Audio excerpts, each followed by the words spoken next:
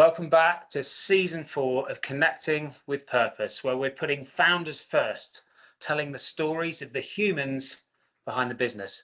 From magic moments to purpose, looking back on their entrepreneurial roller coaster to the possibilities ahead. We'll learn how these leaders have navigated their journeys up, around, and away from the performance precipice to achieve growth, results, and impact they're really proud of. Hi, welcome back to season 4 of Connecting with Purpose, where we're putting founders first. This is a solo episode about no one preparing you for the identity shift. And what I'm talking about is about founder transition, specifically owner transition. Because when you think about the team of folks that often help a founder through that process, the lawyers, the bankers, the board members, different advisors, there's very few that are focused on the identity shift that the founder is going through. And we're thinking about situations like succession, employee ownership, partial liquidity events, or even full sales, where often the focus is going to be on the valuation, obviously the deal mechanics, the ongoing governance structure to support the business in perpetuity, and they're all critically important. Having a really clear plan for those, prioritise with different people focusing and getting the stakeholders aligned on that stuff is absolutely key. And I experienced that myself when I exited the organisation that I founded between 2016 and 2018. It was a 3-year kind of process. And that structural work was really important, somewhat complex, but actually manageable because we had it clearly documented. For me, what the hardest part was, which wasn't really visible to anyone else, was the internal piece, which was around my identity.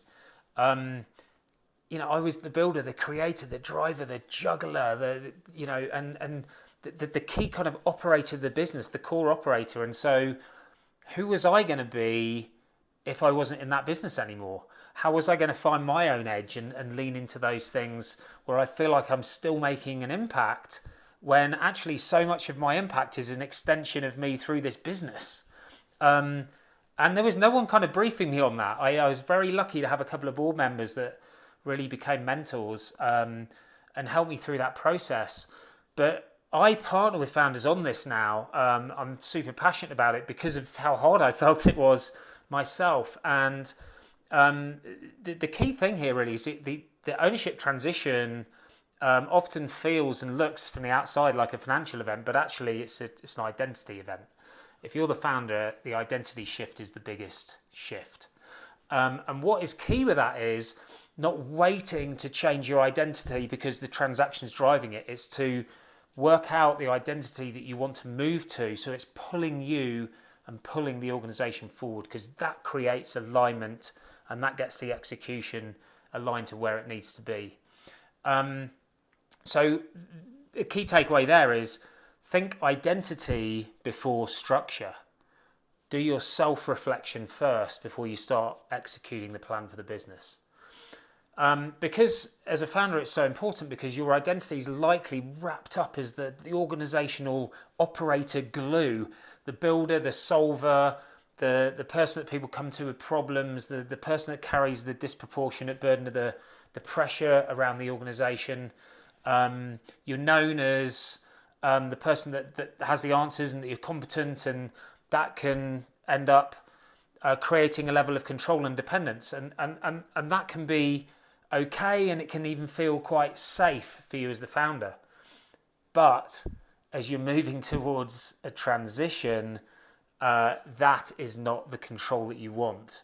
The fear of not knowing who you want to become beyond the organization actually, if anything, encourages you to take even tighter control, which is the opposite of what you want to do. And it's not because you're insecure about leaving the organization to someone else. It's mainly because it's threatening who you are. It feels it's threatening your identity. And so it's really key that we are intentional about understanding what our current mindset is and the mindset we want to shift to. So if we're in operator mode, we've likely got to go to owner mode. And if we're in owner mode, we've likely got to go to steward mode. Owner, operator, steward is the identity shift through mindset and then the behaviors we need to adopt that will pull the business forward. The operator drives the execution. Obviously, owner's thinking bigger picture value, and the steward is thinking the long-term impact and culture of the business. And so that evolution isn't something that's just automatically going to happen because, we've got a transaction happening in whenever, so that's just going to happen. It isn't. It needs intentionality. It needs to happen really deliberately. And the first step for that is to start with purpose. Not the company's purpose, the founder's purpose. And with all of my clients and all of the founders that I work with through transition, we start with purpose, and we come up with a one-page purpose that puts everything onto a page.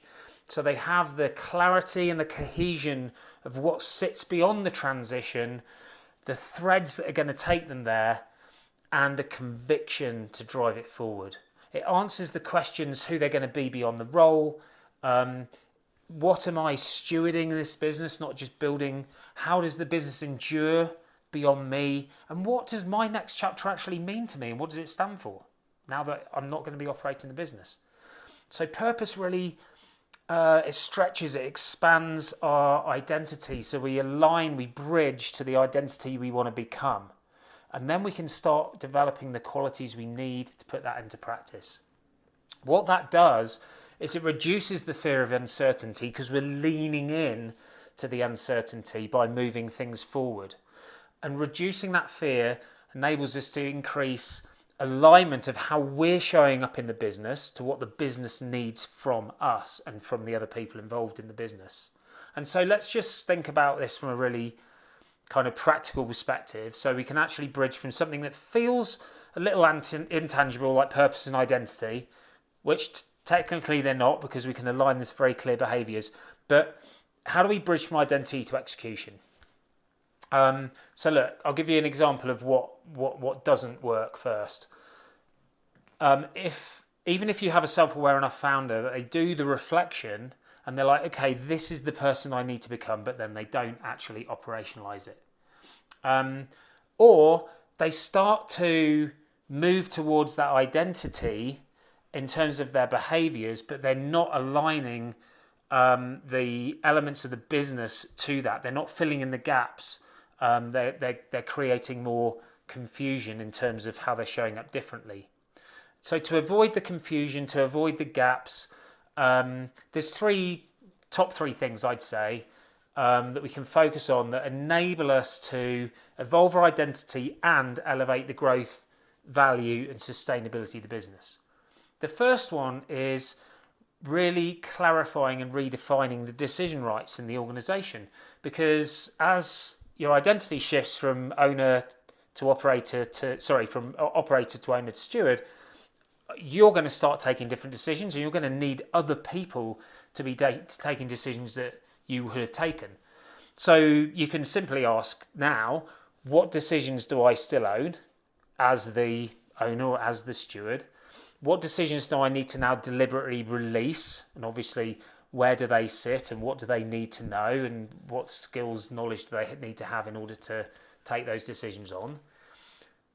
Where am I unintentionally creating bottlenecks? And believe me, I was a bottleneck.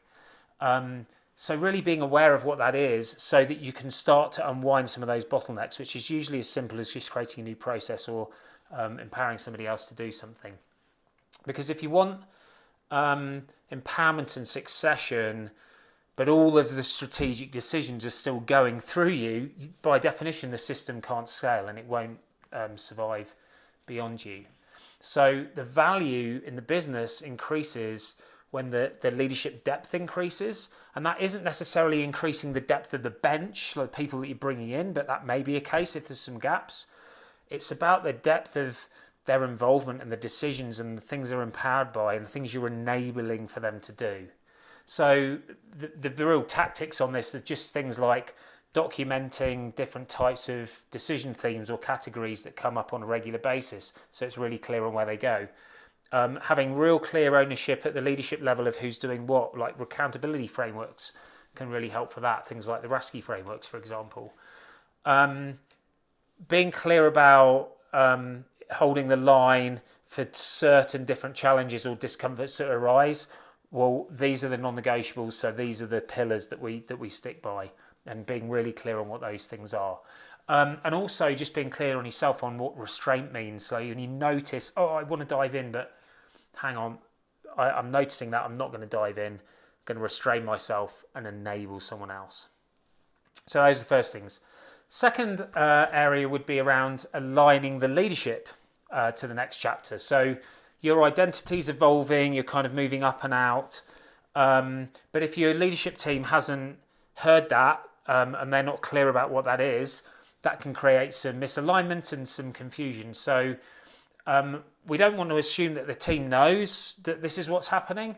They may well be clear that there's an exit down the line, and they obviously are going to need to be involved in that. But we want to be really explicit, in fact, in terms of how our role is evolving, how our contributions are evolving, how our impact on decisions is going to change, what we actually expect from them, what the absolute non-negotiables in terms of what we really want to endure culturally in this business beyond you being there as the founder. What are some of the ongoing kind of rhythms, like the rituals and routines, the things that we kind of create a cadence around that enable us to continue to elevate our performance? Ownership change ultimately amplifies any areas of friction, tension, gaps, misalignments. It's going to amplify those. It's going to make them really obvious. And so the key here is to be explicit about the expectations, what that means to each of the people, to get everybody aligned, to create some systems and processes to get everyone aligned before we're just focusing on the structural changes we need to do around the transaction itself.